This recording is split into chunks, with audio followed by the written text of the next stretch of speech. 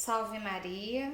Vamos continuar então a leitura do livro Padre Pio, um santo entre nós. No vídeo anterior, capítulo 12, hoje nós vamos começar o capítulo 13. Como eu já falei, né, é a biografia mais completa da vida do Padre Pio, e na descrição do vídeo tem a sinopse do livro e também alguns locais onde pode comprar para que se leia na íntegra, né? Porque eu tô pegando só as partes principais de cada capítulo. Então vamos seguir nessa deliciosa aventura.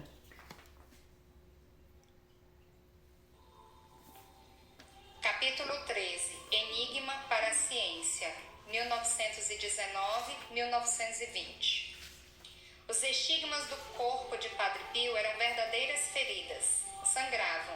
O padre procurava mantê-las ocultas, enfaixava-las, mas nem sempre conseguia estancar o sangue. À medida que o tempo passava, aquelas feridas iam se tornando um problema. Os superiores de Padre Pio, passado o primeiro impacto emotivo, aliás compreensível, fizeram a si mesmo várias interrogações de tipo prático. Qual seria a natureza de tais feridas? Que origem teriam? Entre o povo, muitos as consideravam um sinal sobrenatural. Seria possível? Os superiores de Padre Pio pensavam na saúde, tanto do religioso como dos membros da comunidade em que ele vivia. Não devemos esquecer que Padre Pio estava há anos gravemente doente e que vários médicos o tinham declarado tuberculoso. Por essa razão, seus confrades aproximavam-se dele com prudência, a fim de evitar um possível contágio. Aquelas chagas, aquele sangue, constituiriam um perigo epidêmico? Mas havia ainda outro aspecto importante a levar em consideração. A palavra estigmas já corria de boca em boca. A notícia dos acontecimentos já dera a volta ao mundo. Os peregrinos aumentavam dia a dia. Os superiores de Padre Pio intuíram que aquela experiência podia ter uma evolução imprevisível, com consequências pouco agradáveis para eles e que eram responsáveis pelo religioso face à igreja. Aquelas feridas eram sem dúvida autênticas chagas sangrentas e por isso só os médicos podiam avaliar a sua natureza e, se possível, tentar curá-las. Em todo caso, era indispensável o parecer da ciência, e este devia ser dado por profissionais competentes, para se poder obter declarações fortemente autorizadas em caso de necessidade. Decisão justa e sensata, que foi aplicada ao longo de várias fases entre 1919 e 1920.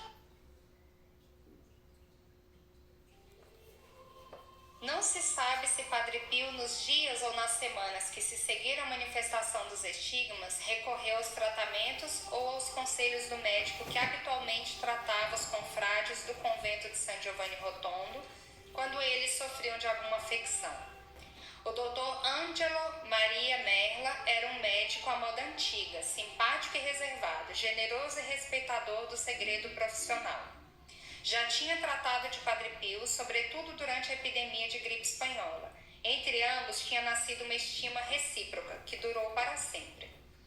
O doutor Merla nunca se gabou de ter aquele ilustre paciente. Não gostava de falar de si próprio, nem do seu trabalho. Talvez tenha sido o primeiro a ver aquelas feridas e a dar a Padre Pio algum conselho, mas não existem provas nem indiscrições sobre isso.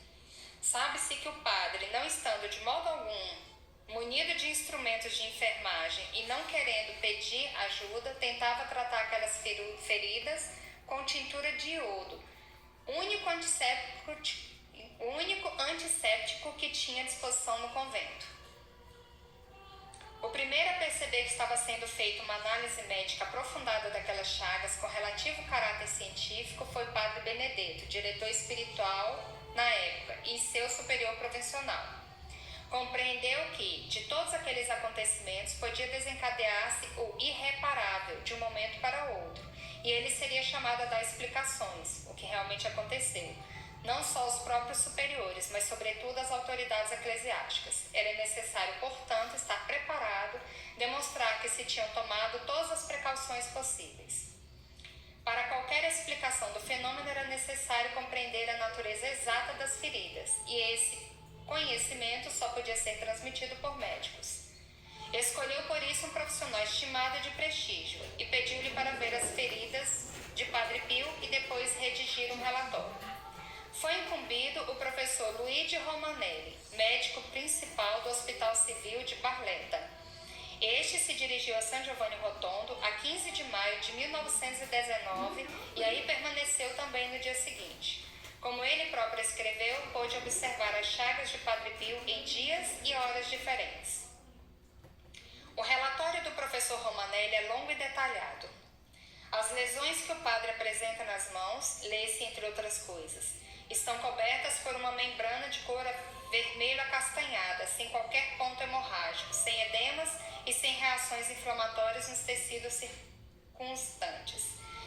Tenho a convicção, ou antes a certeza, de que tais feridas não são superficiais, porque, colocando o polegar na palma da mão e o indicador nas costas da mesma e fazendo pressão, temos percepção exata do vazio existente. As lesões nos pés apresentam características idênticas às das mãos. No lado observei um golpe nítido, paralelo às costelas, ao longo de 7 ou 8 centímetros. A ferida sangra muito e o sangue é de tipo arterial. As lesões desde setembro de 1918 até hoje conservam o mesmo aspecto e mantêm-se no mesmo estado. Além disso, o que é mais assombroso, não perturbam nem dificultam de modo algum a função dos membros, como acontece com as feridas vulgares. Devemos excluir a hipótese de que a etiologia das lesões de Padre Pio sejam de origem natural. O agente produtor deve ser procurado sem perigo de erro no sobrenatural, e esse fato constitui por si próprio um fenômeno inexplicável através da ciência humana. O professor Romanelli enviou seu relatório ao padre provincial, o qual, por sua vez, enviou uma cópia ao padre geral em Roma, sendo lógico pensar que este terá enviado outra cópia às autoridades vaticanas. Entretanto, no mês de junho, como já vimos, foi publicado o longo artigo de Trevisani no Matino de Nápoles. O artigo foi retomado por muitos outros jornais e o caso dos estigmas de Padre Pio passou a ser de domínio público, suscitando agitação, assombro e enorme interesse por toda parte. Tratando-se de um fato relacionado com um religioso, estava ligado a certas verdades de fé e envolvia também a atenção e o interesse de muitos católicos. As autoridades eclesiásticas não podiam ignorá-lo. Contudo, também as autoridades eclesiásticas precisavam de uma peritagem médica para poder ajuizar um fato de gênero. Terão examinado certamente o relatório do professor Romanelli, mas este talvez lhes tenha parecido insuficiente, ou então quiseram juntar-lhe outro, mais aprofundado. Recorreram a uma celebridade médica de então, o professor Amico Bignami, professor efetivo de patologia médica da Universidade de Roma. O professor Bignami era um profissional de grande fama, mas com uma formação materialista. Como muitos médicos da época, era um ateu convicto e declarado. As autoridades eclesiásticas conheciam-no bem e consideravam que, naquele caso, o seu desinteresse pelo sobrenatural poderia ser benéfico. Estavam certos de que não emitiria juízos tendenciosos. O professor Bignami declarou-se lisonjeado pela confiança recebida do Vaticano. No entanto, considerava que tal tarefa não seria útil para a sua própria imagem, pelo que a aceitou, pondo como condição que nunca fosse citado seu nome. Dirigiu-se a San Giovanni Rotondo a 26 de julho de 1919. De regresso a Roma, escreveu seu relatório, o que viu e constatou correspondente de forma substancial a quanto já fora dito pelo professor Romanelli. As descrições médicas das chagas, feitas por ambos, são quase idênticas. O professor ficou impressionado com um detalhe curioso, que colocou em evidência no seu relatório, ou seja, que as lesões das mãos e dos pés eram semelhantes e perfeitamente simétricas. Também foram muito importantes as anotações tipo crônica, por assim dizer, e as considerações de conjunto sobre o sujeito. Padre Pio, escreveu ele, tinha 33 anos e constituição graciosa, tem músculos pouco desenvolvidos, tez pálida, aspecto enfermiço e sofredor e porte frágil. A sua atitude pessoal, modesta e compungida, a sua fronte alta e serena, o seu olhar vivo, doce e por vezes ausente, a expressão do seu rosto que emana bondade e sinceridade, inspiram simpatia. No entanto, nada nos atrai particularmente no seu modo de falar. Apesar da debilidade aparente, tem grande resistência ao cansaço. Consegue, por exemplo, confessar durante 15 a 16 horas seguidas sem se alimentar.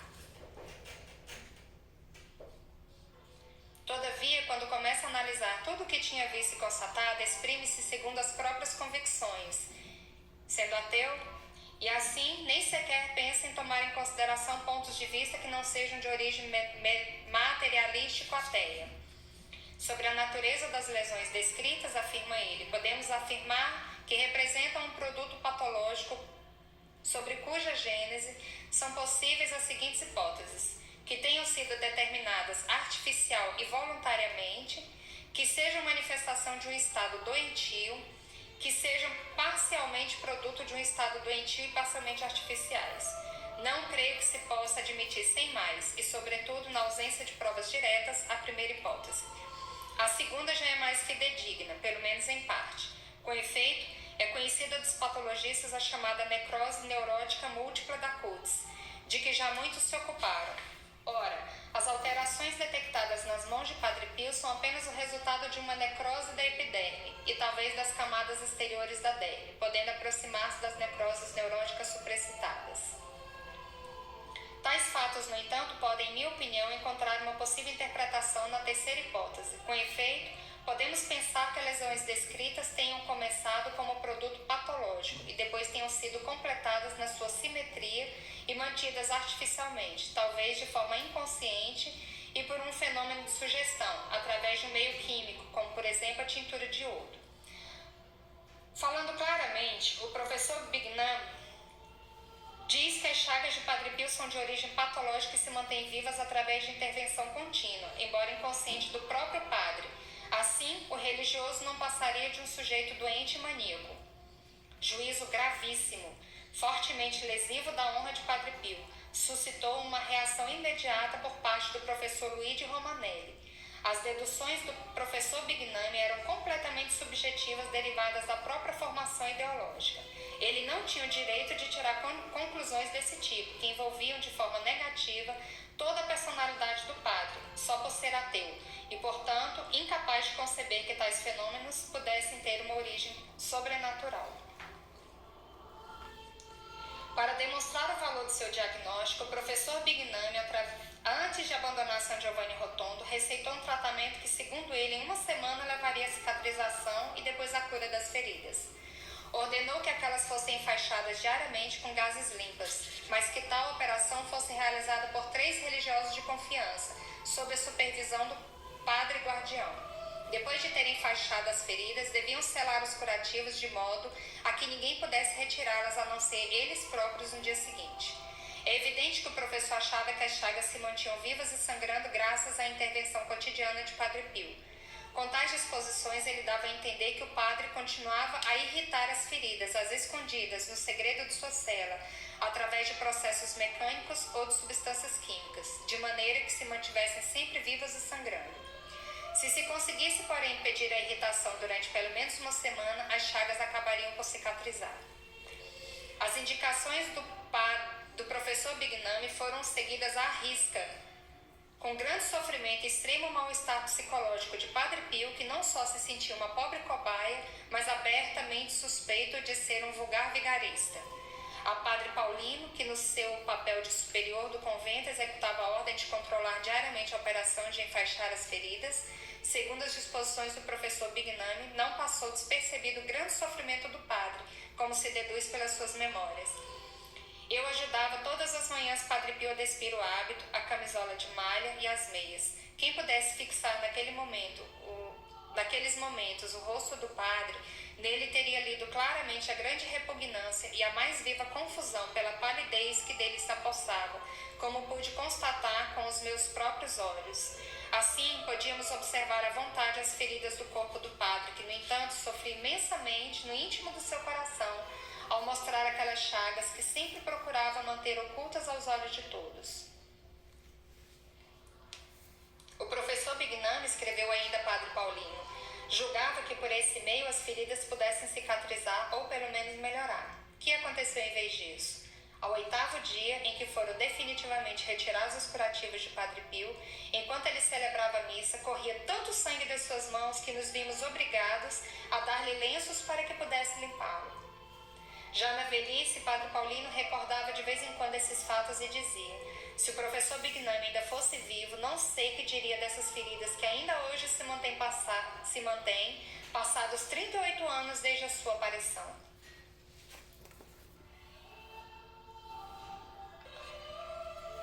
Também essa experiência demonstrou que as teorias do professor Bignami não serviam de fato para explicar o que acontecera no corpo de Padre Pio. Os frades capuchinhos, sobretudo aqueles que conheciam bem Padre Pio, tinham ficado ofendidos com os juízos do professor Bignami e protestaram, além do mais, porque o tratamento do professor tinha falhado redondamente. Então o superior geral, Padre Venâncio, encarregou outro médico de proceder a nova análise aprofundada. Foi escolhido o Dr. Giorgio Festa, estimado profissional, estudioso equilibrado, que também estava atento aos fenômenos espirituais e era bastante conhecido em Roma. O Dr. Festa dirigiu-se pela primeira vez a San Giovanni Rotondo no princípio de outubro de 1919. Padre Pio deu-lhe imediatamente a entender que não lhe agradava a sua visita, mas que se submetia à vontade dos superiores. A desconfiança inicial, porém, transformou-se rapidamente em amizade. Desde os primeiros encontros, o padre percebeu que aquele médico estava animado por intenções sinceras. Começou a sentir estima por ele e, no fim, confiou-lhe o que lhe ia na alma como a nenhum outro. O Dr. Festa voltou a visitar Padre Pio por várias vezes também nos anos que se seguiram. Tornou-se o mais atento e documentado estudioso dos estigmas de Padre Pio. Dr. Festa fez a sua primeira visita a Padre Pio entre os dias 8 e 10 de outubro de 1919. Inicialmente fazia-se acompanhar também pelo professor Romanelli. Consultou demoradamente este profissional, que examinara o padre 5 meses antes. De regresso a Roma, preparou seu relatório, do qual constavam as suas observações científicas. Nesse relatório lê-se, entre outras coisas: na palma da mão esquerda, mais ou menos a meio do terceiro metacarpo, o Padre Pio apresenta uma lesão em forma de crosta circular, com margens nítidas e diâmetro pouco superior a 2 centímetros. Na lesão dorsal da mesma mão esquerda, correspondendo exatamente à palmar, apresenta outra lesão análoga à primeira no que se refere à forma e características. Lesões nos pés. No peito de ambos os pés e correspondendo precisamente ao meio do segundo metacarpo, também observa aqui uma lesão circular. A pressão direta sobre todas as lesões, tanto das mãos como dos pés, embora feita com suavidade, revela-se dolorosíssima. Mais intenso ainda, embora ele se esforce por ocultá-lo, é o sofrimento provocado pelas lesões dos pés ao caminhar. Daí a dificuldade em permanecer muito tempo na posição vertical. Daí o seu passo lento e por vezes incerto. Lesão do lado, na região anterior esquerda do tórax, cerca de 2 centímetros na transversal.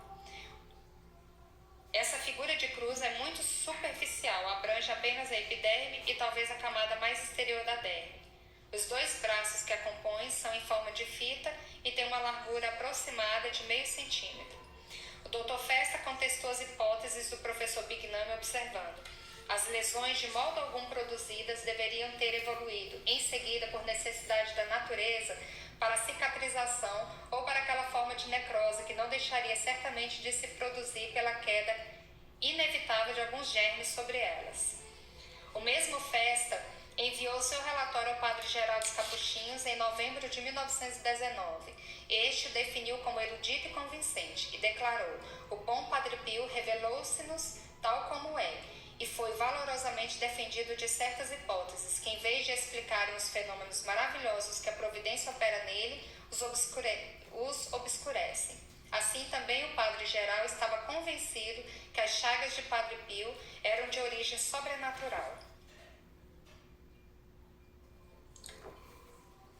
Em finais de 1919, os membros do Santo Ofício que investigavam o caso Padre Pio tinham entre mãos 3 relatórios médicos. 2 destes consideravam o fenômeno das chagas completamente inexplicável do ponto de vista médico e admitiam a possibilidade da sua origem sobrenatural. Um terceiro, pelo contrário, afirmava que se tratava apenas de um episódio patológico mantido ativo através de fraude do interessado.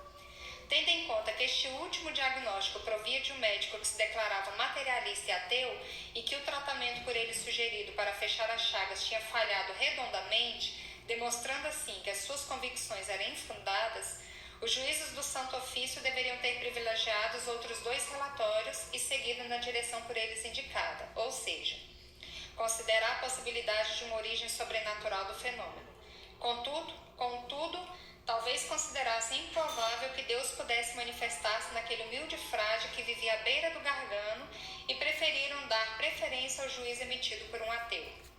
Entretanto, o Padre Pio, cansado daquelas intromissões contínuas na sua vida íntima, tinha se lamentado aos superiores e estes lhe tinham dado razão.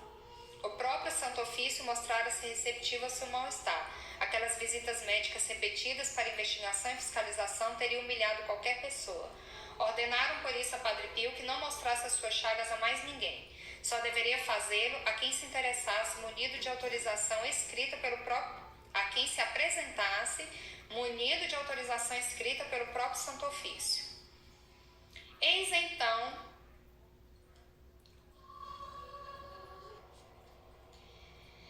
senão quando, em abril de 1920, outro médico se aventurou até San Giovanni Rotondo a fim de estudar o caso do frade dos estigmas. Era um médico especial, pois também era religioso, Padre Agostino Gemelli.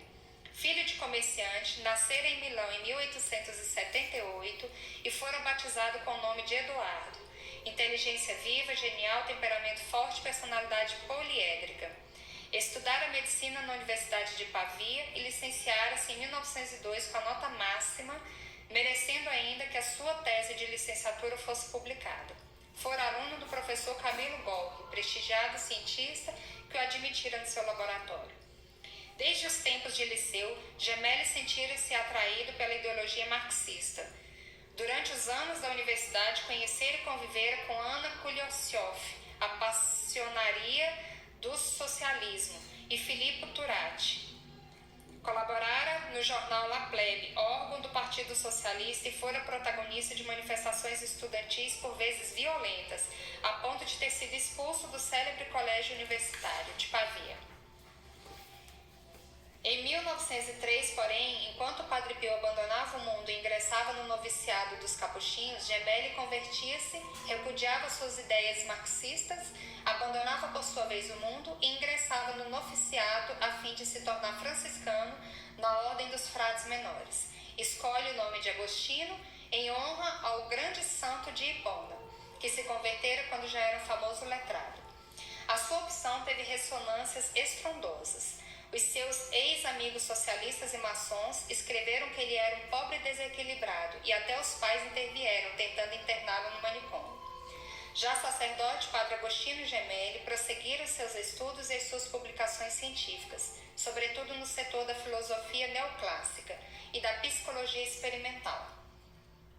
Em 1920, quando decidiu dirigir-se a San Giovanni Rotondo para visitar Padre Pio, era um luminar da ciência e uma das mais prestigiadas personalidades eclesiásticas. Dada a sua particular preparação científica, era a pessoa mais indicada para estudar e compreender os fenômenos que se tinham verificado em Padre Pio. Com efeito, era médico, psicólogo e teólogo da máxima categoria. Conhecia como poucos as influências que a psique pode exercer sobre o físico, mas também conhecia os fenômenos místicos que ao longo dos séculos tinham sido verificados na vida de muitos santos. Era ainda uma potência no seio da Igreja, consultor científico do Santo Ofício, presidente da Academia Pontifícia das Ciências, amigo e confidente do cardeal Achille Ratti, que 2 anos mais tarde se tornaria Papa com o nome de Pio XI. Nunca se soube se Padre Gemelli se dirigiu a San Giovanni para ver Padre Pio por curiosidade pessoal ou se foi enviado oficialmente pelo Santo Ofício, ou ainda se essa missão lhe foi encomendada de forma confidencial pelo cardeal Merri del Val, prefeito do Santo Ofício. De qualquer modo, ele tinha todos os requisitos para apresentar um juízo definitivo sobre aquele assunto, sendo por isso evidente que as autoridades eclesiásticas máximas tivessem interesse em ouvir a sua opinião acerca de Padre Pio. Padre Gemelli, porém, comportou-se de forma estranha, escreveu uma página horrível da sua própria vida, tornou-se protagonista de um episódio que ainda hoje pesa de forma bastante negativa na sua história pessoal e na história da ciência por ele representada.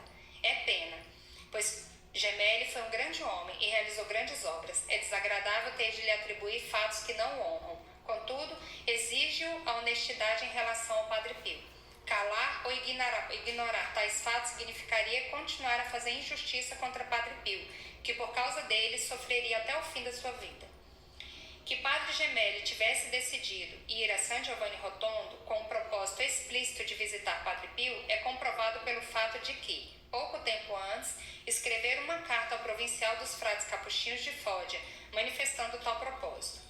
O provincial respondera-lhe que não poderia fazê-lo sem autorização do Santo Ofício, por escrito, pois essas eram as disposições. Gemelli, porém, talvez por se considerar confrade de Padre Pio, membro do Santo Ofício e autoridade importante, nem sequer pensou em tentar obter tal autorização, como se comprova pela sua assinatura no registro de visitantes ilustres. Padre Gemelli chegou a San Giovanni Rotondo a 18 de abril de 1920 e acompanhado pela menina Arminda Barelli, sua colaboradora e cofundadora da Universidade Católica. A menina Barelli pediu imediatamente para ter uma audiência com Padre Pio e perguntou-lhe se o Senhor tinha abençoado a obra há pouco criada, ou seja, a Universidade Católica. Padre Pio respondeu com um monossílabo, sim.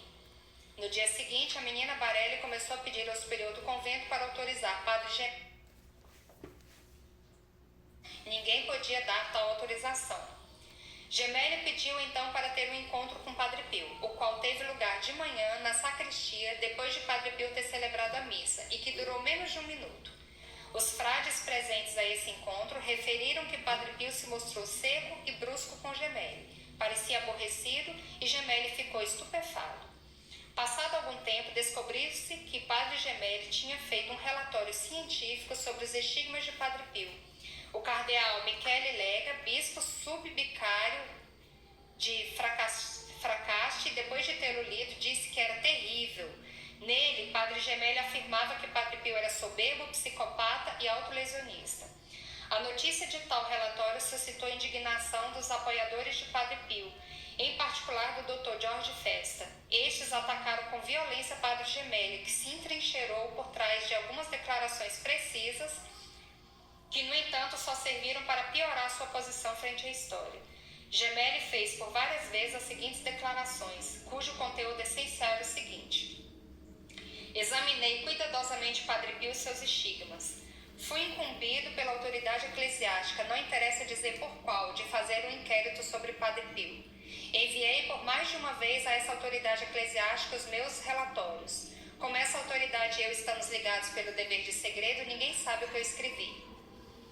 Não existem documentos capazes de demonstrar que o Padre Gemelli foi incumbido pelas autoridades eclesiásticas de estudar Padre Pio, mas existem documentos escritos por testemunhas oculares que comprovam como ele nunca observou os estigmas de Padre Pio e nem sequer os viu. Assim, as suas afirmações são falsas e os seus relatórios científicos sobre os estigmas de Padre Pio são apenas fruto de conjecturas e das suas fantasias pessoais. Infelizmente, porém, dada a forte personalidade de Gemelli, a sua fama e a sua indiscutível autoridade, aquelas falsidades tornaram-se em evangelho. Os seus relatórios, como vemos, foram os únicos tomados em consideração pelo Santo Ofício, que, com base em dados e avaliações neles contidos, emitiu juízos drásticos e condenações gravíssimas e perseguiu escarniçadamente o padre até o fim da sua vida. Padre Pio.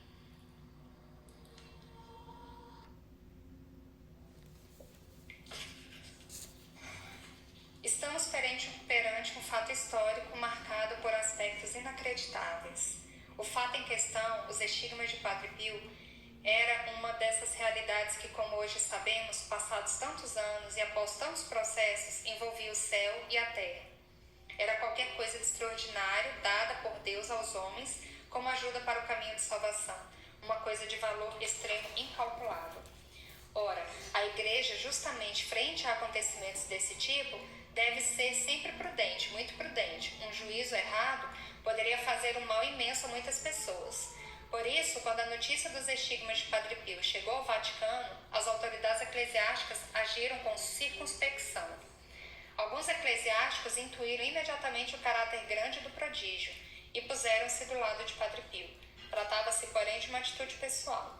As congregações religiosas, incumbidas da avaliação oficial, em nome do Papa, revelaram por vezes certa desconfiança. A sua prudência levou-as ao extremo de pedir um relatório científico a um ateu declarado, professor Bignami. Mais tarde recorreram ao homem mais preparado, sob todos os pontos de vista, tanto nos relacionados com a ciência médica como nos ligados à teologia mística, Padre Gemelli. Ótima escolha. Gemelli, porém, subestimou o problema. Não respondeu ao apelo da história e fez um relatório falso. A igreja adotou esses julgamentos convencida de que aquele homem não se podia enganar. É fácil imaginar as consequências dramáticas de semelhante situação, consequências que veremos no próximo capítulo. Todavia, não é fácil julgar o comportamento de Gemelli. Dizer que ele se enganou é uma conclusão demasiado simplista. Dizer que se deixou levar pelo seu próprio temperamento impulsivo e vingativo, que quis castigar Padre Pio por este não ter aceitado mostrar-lhe os estigmas sem autorização, continua a ser uma constatação superficial.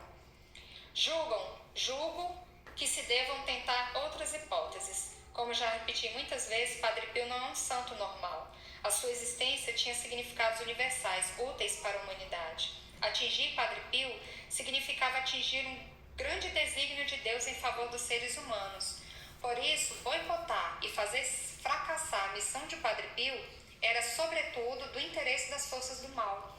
Padre Gemelli não obtinha qualquer vantagem nem qualquer prestígio através da condenação de Padre Pio.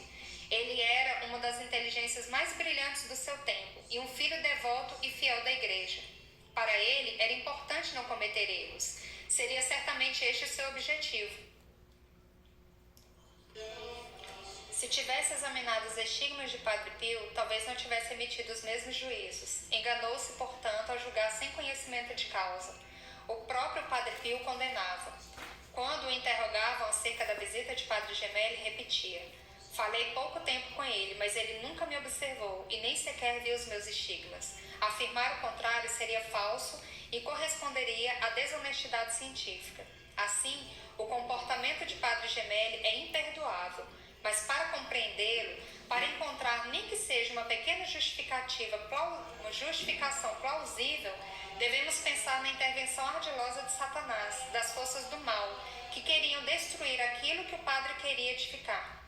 Padre Gemelli caiu na armadilha do maligno. Satanás serviu-se do seu desejo de defender a igreja de possíveis superstições e, aproveitando-se do seu temperamento impulsivo, levou-o a tomar tal decisão. A visita de Padre Gemelli a Padre Pio tinha sido muito rápida. Bastou um nada para fazer irromper na mente do grande cientista a convicção de que se encontrava frente a um caso clássico de histerismo. Com leviandade e presunção, tirou conclusões precipitadas, caindo na cilada armada por Satanás. Em seguida, foi impossível voltar atrás.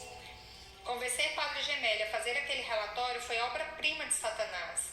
Se o plano divino era transformar Padre Pio no segundo Cristo, que através dos sinais da paixão impressos no seu corpo, chamasse a atenção das multidões para os mistérios da fé e da vida sobrenatural, com o relatório de Gemelli, Satanás colocava tudo a perder. Com tal relatório, Padre Pio foi definitivamente desqualificado. Gemelli considerava-o histérico e a igreja começou a condená-lo. Chegamos ao final, então, do capítulo 13. Como vocês viram, ficou um vídeo bastante longo só do capítulo 13, não foi lido tudo, né? Foi só o principal. Então é isso aí, no próximo vídeo continuamos com o capítulo 14. Salve Maria!